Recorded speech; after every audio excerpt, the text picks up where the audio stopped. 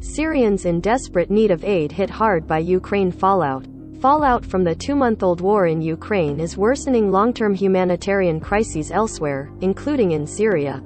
Beirut, Khalid hardly leaves the tent where she lives in northwest Syria, and she says she doesn't pay attention to the news. But she knows one reason why it is getting harder and harder to feed herself and her children. Ukraine.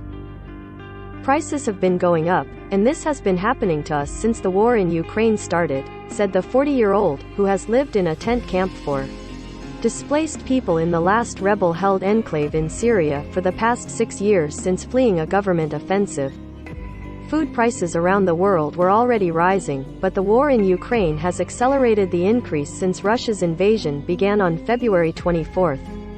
The impact is worsening the already dangerous situation of millions of Syrians driven from their homes by their country's now 11-year-old civil war.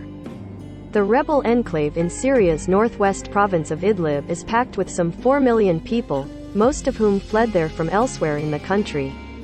Most rely on international aid to survive, for everything from food and shelter to medical care and education. Because of rising prices, some aid agencies are scaling back their food assistance. The biggest provider, the UN World Food Programme, began this week to cut the size of the monthly rations it gives to 1.35 million people in the territory. The Ukraine crisis has also created a whole new group of refugees. European nations and the US have rushed to help more than 5.5 million Ukrainians who have fled to neighboring countries, as well as more than 7 million displaced within Ukraine's borders. Aid agencies are hoping to draw some of the world's attention back to Syria in a 2-day donor conference for humanitarian aid to Syrians that begins Monday in Brussels, hosted by the UN and the European Union. The funding also goes toward aid to the 5.7 million Syrian refugees living in neighboring countries, particularly Turkey, Lebanon and Jordan. Last year, the EU, the United States and other nations pledged $6.4 billion to help Syrians and neighboring countries hosting refugees. But that fell well short of the $10 billion that the UN had sought, and the impact was felt on the ground. In Idlib, 10 of its 50 medical centers lost funding in 2022, forcing them to dramatically cut back services, Amnesty International said in a report released Thursday. Across Syria, people have been forced to eat less, the Norwegian Refugee Council said. The group surveyed several hundred families around the country and found 87% were skipping meals to meet other living costs. While the humanitarian crisis in Ukraine continues to demand world attention, donors and governments meeting in Brussels must not forget about their commitment to Syria, NRC's Mideast Regional Director Karsten Hansen said in a report Thursday. The UN's children's agency UNICEF said more than 6.5 million children in Syria are in need of assistance, calling it the highest recorded since the conflict began. It said that since 2011, over 13,000 children have been confirmed killed or injured.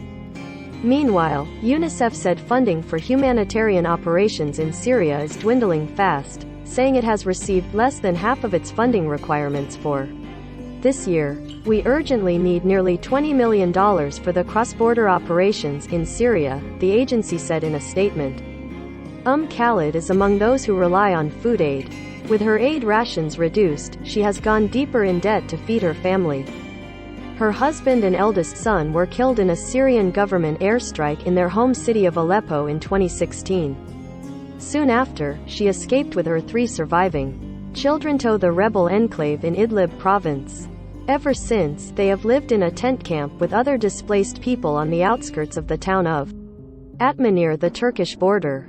Her family lives on 2 meals a day, a small breakfast and a main meal late in the afternoon that serves as lunch and dinner.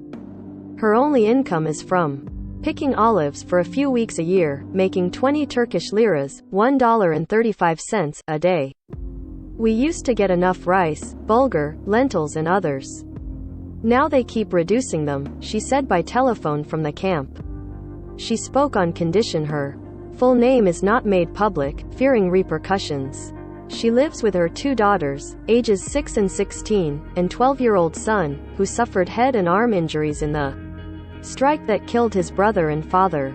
The price of essential food items in northwest Syria has already increased by between 22% and 67% since the start of the Ukraine conflict, according to the aid group Mercy Corps. There have also been shortages in sunflower oil, sugar and flour. Mercy Corps provides cash assistance to displaced Syrians to buy food and other needs, and it says it has no plans to reduce the amount. Even before the war in Ukraine, bread was already becoming increasingly unaffordable, said Mercy Corps Syria Country Director, Kieran Barnes. The vast majority of wheat brought into northwest Syria is of Ukrainian origin, and the territory doesn't produce enough wheat for its own needs. The world is witnessing a year of catastrophic hunger with a huge gap between the resources and the needs of the millions of people around the world, said WFP spokeswoman Abir Itefa. In many of its operations around the world, WFP is reducing the size of the rations it provides, she said. Starting this month in northwest Syria, the provisions will go down to 1,177 calories a day, from 1,340. The food basket will continue to provide a mix of commodities, including wheat flour, rice, chickpeas, lentils, bulgur wheat, sugar and oil. Rising prices have increased the cost of WFP's food assistance by 51% since 2019, and that cost will likely go even higher as the impact of the Ukraine crisis is felt, Itefa said. Earlier in the year, before the Ukraine conflict began, a 29% jump in costs prompted the Czech aid agency people in need to switch from providing food packages to giving food vouchers. The vouchers, worth $60, buy less food than the group's target level, but it had to take the step to maximize its coverage of food assistance to the most vulnerable, a spokesperson told the Associated Press. As the world turns to other conflicts, Syria is on the verge of becoming yet another forgotten crisis, Assistant UN Secretary-General for Humanitarian Affairs Joyce Msuya warned in late April. In northwest Syria, a staggering 4.1 million people need humanitarian aid, Msuya said. Not just food, but also medicines, blankets, school supplies and shelter. She said almost 1 million people in the territory, mainly women and children, live in tents, half of which are beyond their normal lifespan. Many fear that the situation could only get worse in July, because Russia may force international aid for the northwest to be delivered through parts of Syria under the control of its ally, President Bashar Assad. Currently, aid enters the Idlib enclave directly from Turkey via a single border crossing, Bab al-Hawa. The UN mandate allowing deliveries through Bab al-Hawines on July 9, and Russia has hinted it will veto a Security Council resolution renewing the mandate. A Russian veto would effectively hand Assad control over the flow of aid to the opposition enclave, and the US and EU had warned earlier they will stop funding in that case. The result will be a severe humanitarian crisis, likely triggering a new flood of Syrian migrants into Turkey and Europe, the German Institute for International and Security Affairs warned in a report. Khalid said she has no choice but to endure her deteriorating living conditions. They keep reducing our food basket, she said. May God protect us if they cut it completely.